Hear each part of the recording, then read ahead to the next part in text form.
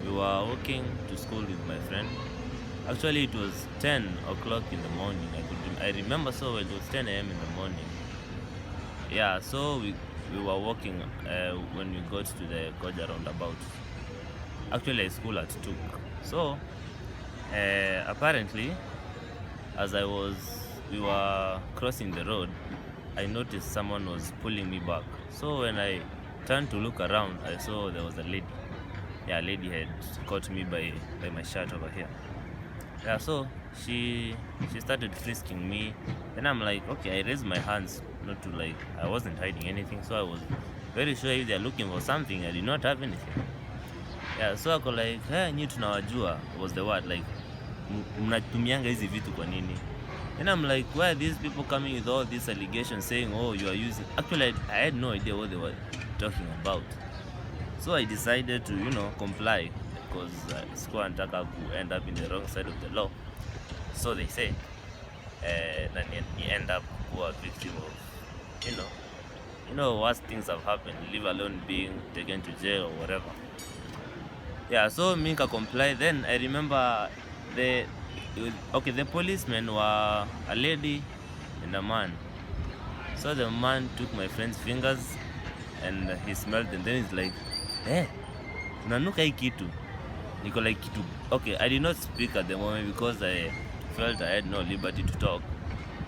Ni act like I'm all like, I'm guilty of something. Yeah, so me too nikanyamaza. Then I was like, the man said, weke pingu.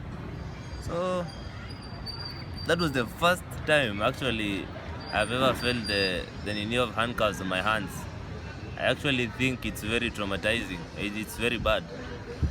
Yeah, so they handcuffed us together, took us to the Central Police Station, hapa karibu the University of Nairobi. Yeah, so they took us to a certain desk. They told us kapo na mtu hizo vitu umevaa kwa kichwa. Yeah, so tukatoa. Yeah, alafu sasa they were like, toa 5,000 muende. Then I looked at them in a certain way. I'm like, come on, are you seriously kidding me right now? Like, you want me to give you money for not having done anything? Because we're too mmeamua tu. Yeah, it's me you want to, to harass. So what they did, they started like looking at each other, waiting for us to panic.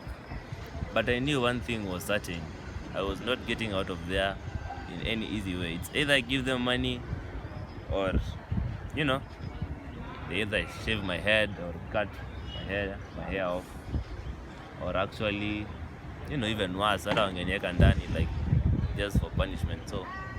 So they're like, niko like, mkubwa, mi sina, I have nothing on me. Like, I have nothing. Even if tukienda kwa drug test sahi, I'm like totally very pure. And it's 100% assured, like, sina anything. So the guy like did away with that story. Then I'm like, what do you want from me, bana? Me ni comrade. Sina cash. Like, you want money, I don't have the money. So you just want to make my life miserable for no reason. Yeah, so I remember I made, I guess, a phone call. Yeah, I made a phone call. And nikatumia 1,000 bob, and I had, I guess, 500 on my phone. Yeah, so nikamwambia mimi niko na 1,200 from 5,000. Like 1,200, sasa hiyo itasaidia aje? Then I'm like, what am I supposed to do? You don't plant money, and actually whatever you want money for is not valid. It's just your own agendas and your don't know what to call them, but I was really pissed off. So I remember my friend also had alifuliza, and it was almost mwezi. We were just starting a new month. Actually, I was going home the next day.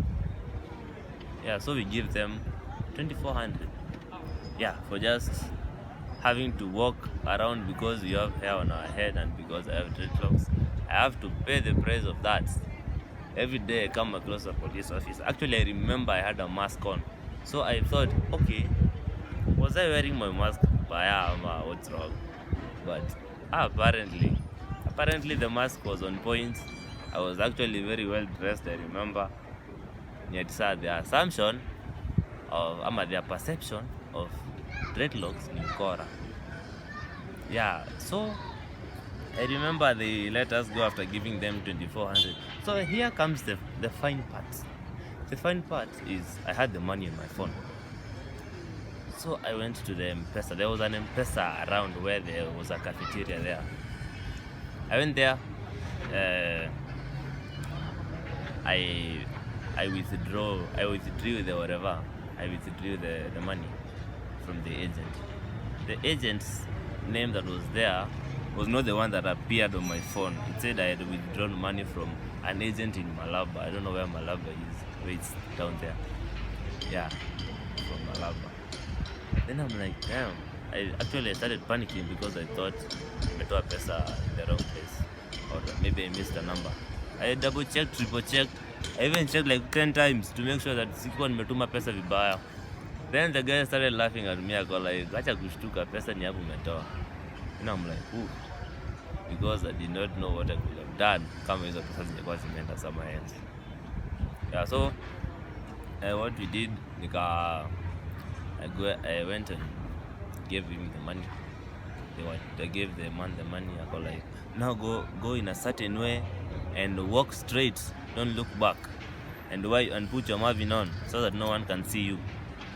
Then I'm like, why are you taking us to the back door? Okay, those were questions in my head, but I did not speak them out loud. So like, hey, why you needing all this? Why are you going to all this trouble of even sneaking us to the back of the door? And you were very sure we had done something wrong. So I just had to let that day slide, because you can't dwell on what has happened to you. And actually I promised myself that sitaikubali kuharasiwa tena because of the way I look, because it's a pretty bad thing to do to a person. Actually it demoralizes you in so many ways. Yeah, so profiling is something that I normally want to speak against. Yeah, our youth should come together. We should fight against all these allegations we get each and every day. Actually, I did not make it to school that day, and I had some issues to attend to. Yeah, I'm trying just to live my life out here and to make a future for myself, but I cannot do that because the so-called law enforcers who should be helping us and keeping us safe are the one who are harassing us and causing the biggest of challenges for us to grow as youth. So please, let's speak against profiling. Yeah, my name is Mark. Yeah, welcome to my newest YouTube channel. More content is dropping by. Don't forget to like. Peace out.